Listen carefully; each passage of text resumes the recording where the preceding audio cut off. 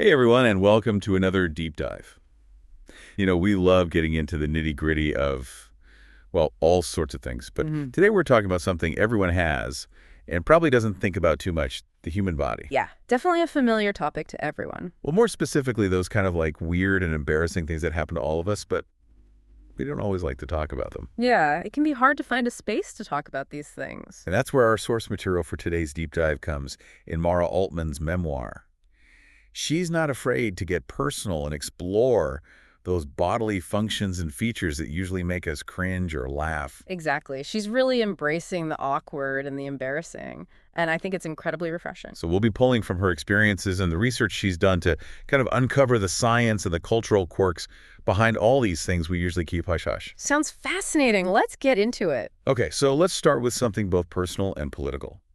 Body hair. Oh, this is always a good conversation. I know, right? Altman talks about her own struggles with unwanted hair. Like, seriously, who hasn't had a moment of panic over a straight chin hair? Oh, yeah, I can relate. Right.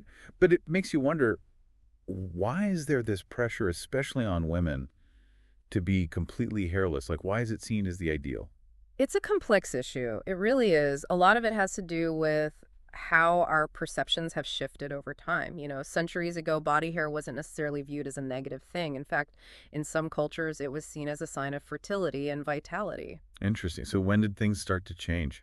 Well, things started shifting in the early 20th century, and a lot of it can be traced back to advertising those vintage ads, the ones showcasing those sleek, hairless women as like the epitome of beauty and hygiene. I've definitely seen those. Right, and those images, along with, evolving fashion trends and changing social norms, really played a role in shaping our modern perception of body hair as something to be removed, concealed, even something to be ashamed of. So it's not really just about biology. It's about cultural conditioning Yeah. and the stories we've been told about what's considered acceptable or desirable. Absolutely. And I think Altman really highlights that tension in her book, that struggle between societal expectations and personal preferences.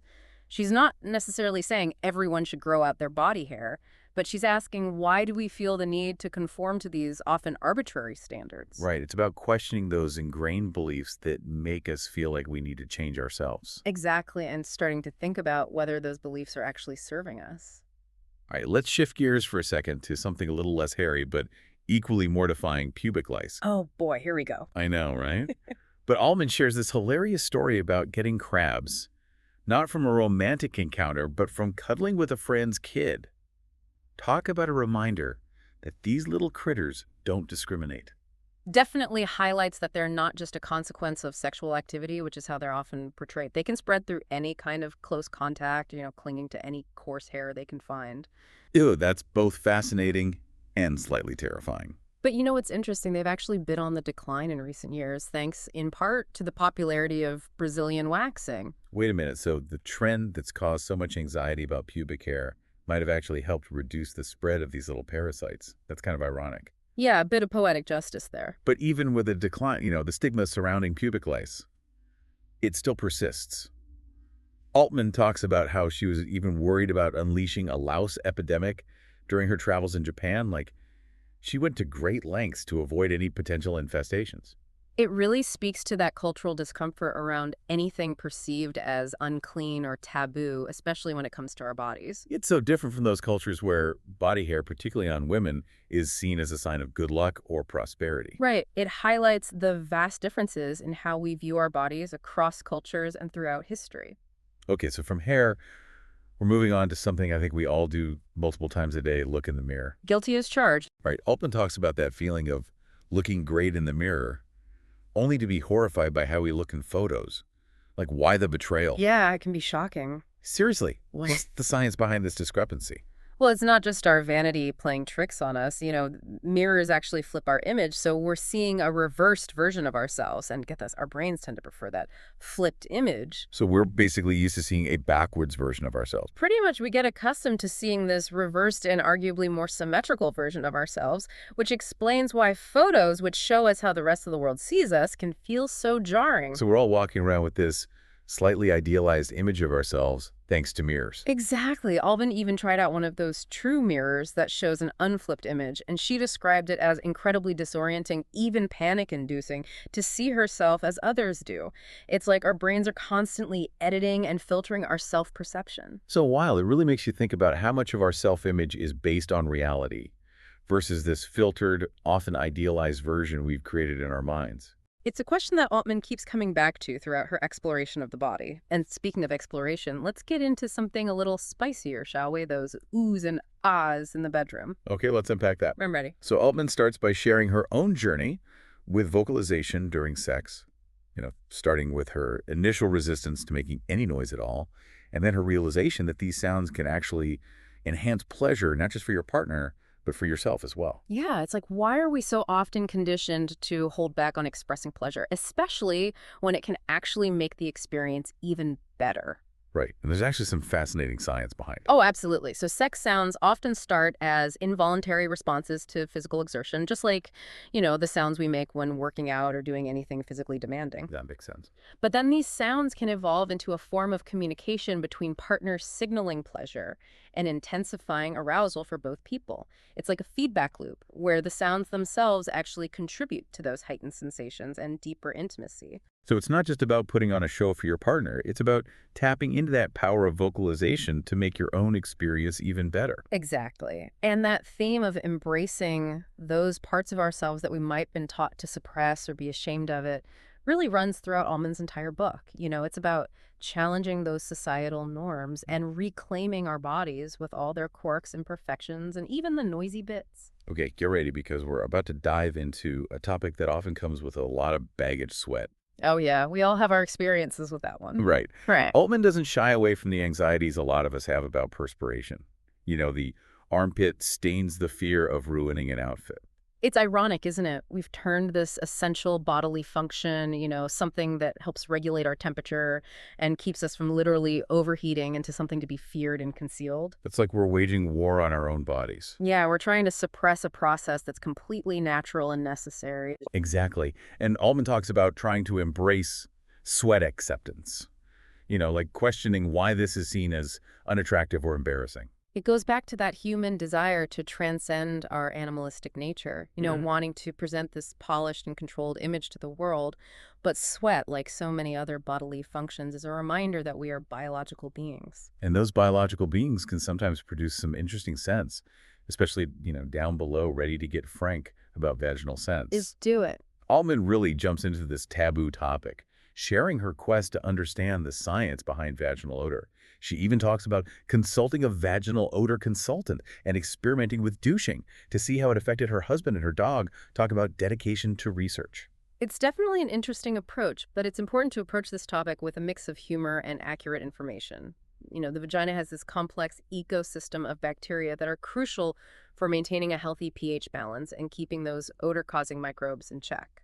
So what we might perceive as an unpleasant odor could actually be a sign of a healthy, functioning vagina. Exactly. And that lack of knowledge, or, sometimes just fear of talking about it, can make us vulnerable to misinformation and harmful practices like douching, which can actually disrupt that delicate balance and lead to infections. It's like we've been conditioned to fear and even be ashamed of our natural sense, especially when it comes to women's bodies. And Altman's exploration of this while being funny really highlights the importance of understanding the science behind our bodies and challenging those messages that make us feel ashamed or inadequate.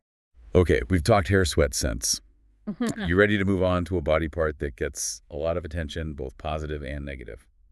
Let's talk butts. Bring it on. Altman starts by digging into the evolutionary reasons behind our fascination with this body part.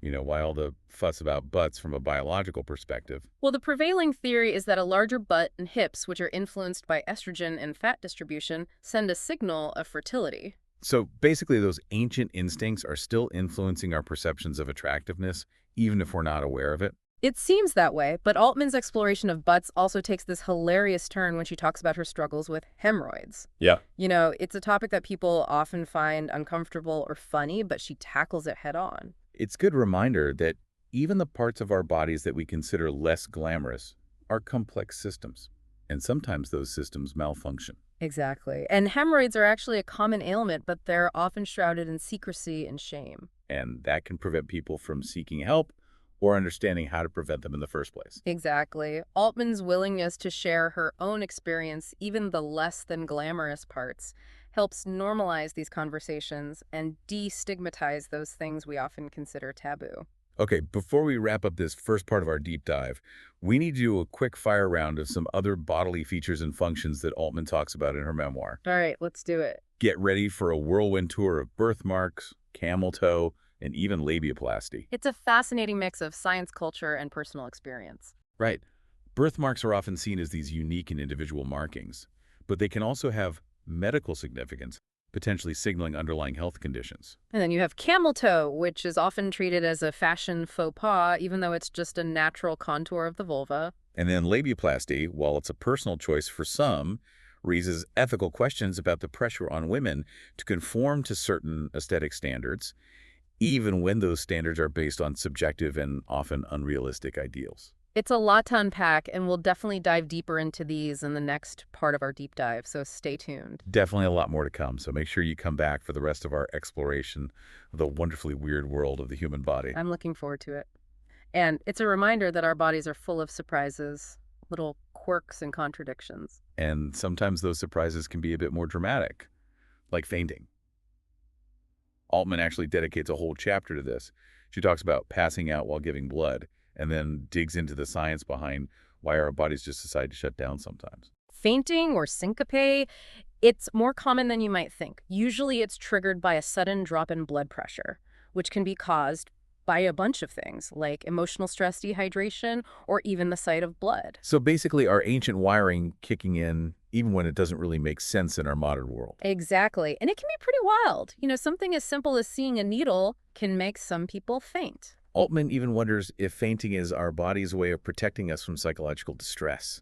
It's an interesting theory, but research suggests it's more of a primal response to perceived threats like blood loss.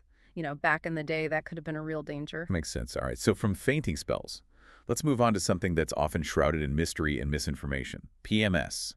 Ah, yes, a topic that's often misunderstood. Altman really delves into the history and cultural perceptions of PMS. She questions whether it's a real biological thing or a social construct that reinforces negative stereotypes about women. What are your thoughts? It's a really complex issue the way we've viewed and understood. PMS has changed so much over time. In ancient Greece, they thought women's emotional changes were caused by a wandering womb. They even tried treatments like puppy fumigation to lure the uterus back into place. Wow, that's a new one. Right. And then it wasn't until the 1950s that the term PMS even came about. And even now, there's still debate about its causes, symptoms, the whole thing. Oh, it's almost like women's emotions have always been seen with suspicion, like our bodies are inherently unstable. It's a really important point to consider. Altman even explores the idea that PMS can be used to dismiss women's anger or sadness as just hormones instead of taking their feelings seriously. So it's not just about biology, it's about how we perceive and validate women's experiences. Exactly. How do we separate real biological processes from cultural stereotypes and expectations? It's a tough question, but it's crucial to have these conversations, examining language we use and challenge those assumptions that limit our understanding of both men and women. Absolutely. We can't reduce women to their hormones or dismiss their emotions. It's about understanding the complexity of human experience and recognizing that everyone's feelings are valid. I completely agree. But back to Altman's journey. She doesn't just analyze PMS from afar. She attends a women's retreat to explore these alternative perspectives on menstruation and the woman's way. What did you think about that? I thought it was fascinating how she explored those cultural rituals and beliefs surrounding menstruation. In some cultures, it's a sacred time for introspection and renewal. In others, it's associated with uncleanliness and shame. It really shows how our experiences are shaped by cultural messages. It makes you think about how much of what we believe about our bodies is actually biological versus cultural. And speaking of body parts with lots of cultural interpretations, let's talk about the belly button. The often forgotten belly button. Right. Altman talks about her childhood struggles with a protruding navel and explores the anatomy and function of this often overlooked body part. Well, the belly button, or umbilicus, it's a reminder of our time in the womb. It was our lifeline to the placenta, providing nourishment and oxygen. So even though it doesn't have that same function after birth, It's still a sensitive area because of all those nerves. It's amazing how something so small can have so much history, both personal and evolutionary. Yet we often treat it as just another cosmetic feature, obsessing over its shape and appearance. It's like we forget its original purpose, that connection to life and nourishment. It really highlights that duality of the human body. It's both biological and a canvas for cultural expression. And sometimes those two clash, leading to insecurities and anxieties that make us forget to appreciate our bodies for what they are. And sometimes those anxieties are about things that are perfectly natural, like foot warts. Oh, yes, the dreaded foot wart. Altman compares our aversion to warts to our discomfort with other things like sweating or periods. It's an interesting connection. Warts are usually harmless, but they're often met with disgust or fear. Like we want to control our bodies, keep them conforming to some standard of cleanliness and attractiveness. Trying to erase those parts that remind us of our vulnerability. But Altman's journey encourages us to embrace the full spectrum of human experience. Warts and all. Exactly. It's a message of body acceptance and self-love. Our bodies are worthy of respect and appreciation, complexities, quirks, and all. Okay, before we wrap up this part, I have to ask about Altman's experience with nudism. She visits a nudist colony and talks about the liberation and vulnerability of being naked. What are your thoughts? Nudism, it really challenges societal norms around the body. It's about embracing the natural form and rejecting the shame we associate with nudity. It's a personal choice, of course, but it raises questions about how culture shapes our relationship with our bodies. It's like stripping away those layers of societal conditioning and facing our own insecurities head on. Altman talks about feeling empowered and self-accepting while being around other nude people, It reminds us that our worth isn't tied to our appearance. and that our bodies are not something to be ashamed of. Okay, before we get to our final thoughts, there's one more quirky detail. Altman loves giving blood. She even calls it a mini diet that works instantly. It's a funny way to look at it. It shows how we can find humor in unexpected places when it comes to our bodies. Altman brings humor and lightness to all these topics. It makes you laugh and think about your own body in new ways. Actually, it really does. It's like she finds the funny side of these experiences that we all share. Yeah. And in doing so, she helps us let go of those impossible beauty standards and see our bodies in a more accepting and compassionate way. So as we wrap up this deep dive into Altman's book, what are the key takeaways that we hope our listeners will remember? I think for me, it's about questioning everything. Questioning those societal expectations, especially those placed on women, questioning what we've been told is normal or desirable when it comes to our bodies, and ultimately questioning whether those messages are actually doing us any good. So she's saying, hey, these bodies are amazing, but they're also weird, quirky, sometimes kind of rebellious, and that's totally okay. Exactly. Hmm. Embrace those imperfections, those unique quirks that make you you. And remember, our bodies are constantly changing, evolving. There's beauty in that process. I love that idea, letting go of the need to be perfect and just enjoying the ride. It's about celebrating the journey of being in a human body. And being kind to ourselves along the way, listening to our bodies, honoring our experiences. No two bodies are the same, and that's something to celebrate. What a powerful message of self-acceptance and empowerment. Altman's book reminds us that we're not alone in our struggles. Our bodies are worth celebrating, and there's beauty in the messy, unpredictable, sometimes hilarious realities of being human. So to our listeners, as you continue on your own journey of self-discovery and body acceptance, remember to approach your body with curiosity, compassion, and a sense of humor. There's always more to learn, more to explore, more to appreciate about this amazing vessel that we get to live in. And never underestimate the power of a good laugh, because sometimes the best way to handle the absurdity of the human body is to just embrace it and laugh along the way. Couldn't agree more.